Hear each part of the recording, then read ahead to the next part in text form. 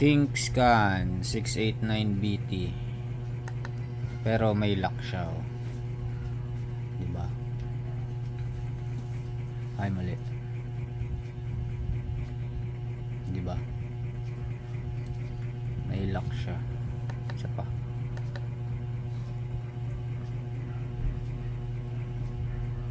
Oh, diba? Paano maglagay ng lock? Ganito. Punta kayo sa more, punta kayo sa settings, pindutin nyo to, pindutin nyo na madami to, yan, lagay nyo yung password, enter, okay, mapupunta kayo dito. Ngayon ito, ginawa ko lang tong dark mode, yan, naka dark theme yan, puti yan dati, puti, alam mo naman tayo dark mode. Tapos security, ayan, maglagay kayo ng screen lock, pin, yun lang.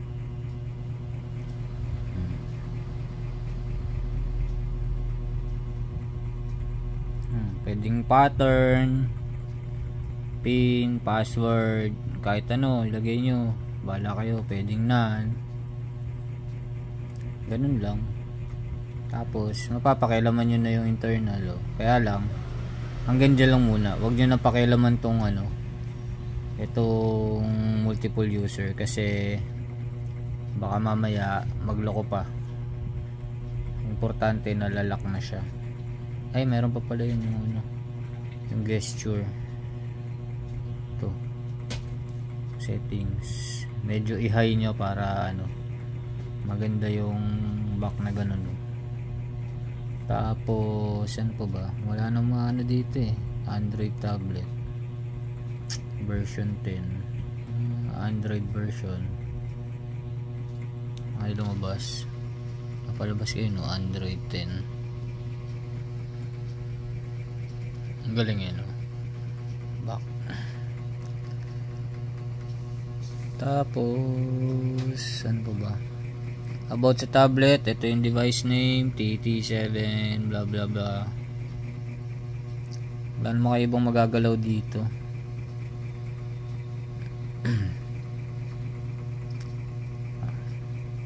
Wala namang kaano-ano dito. Pero kung gusto nyo ma-access talaga yung Android nya, ito, punta kayo dito, multiple user. Pwede kayong mag-sign in as guest o kaya mag-add kayo dito.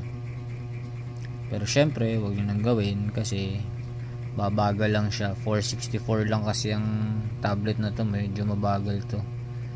Wala ba nakalagay dito?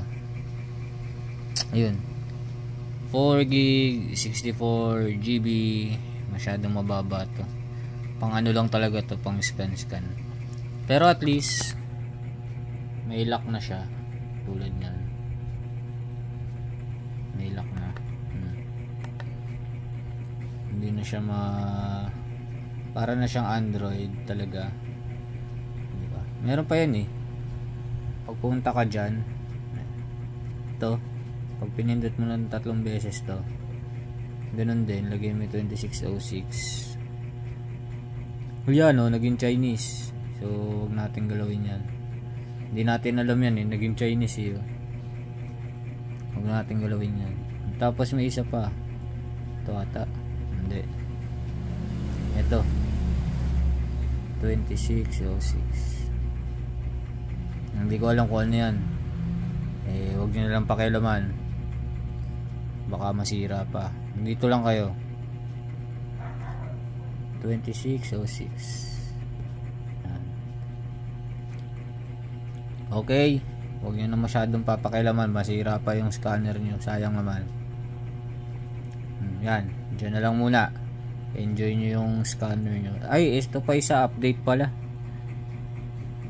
Nagtanong kasi ako nung sa ano, sa mileage, eh pinuntahan ko na lahat ng method. Nasaan na yun? Ito mga to, BCM, IC, BCM, lahat yan, read data stream, module, access mileage, hindi talaga. So ibig sabihin hindi niya nababasa. Saan yun? 2017 Avanza. Sa ibang sasakyan hindi ko pa natatry.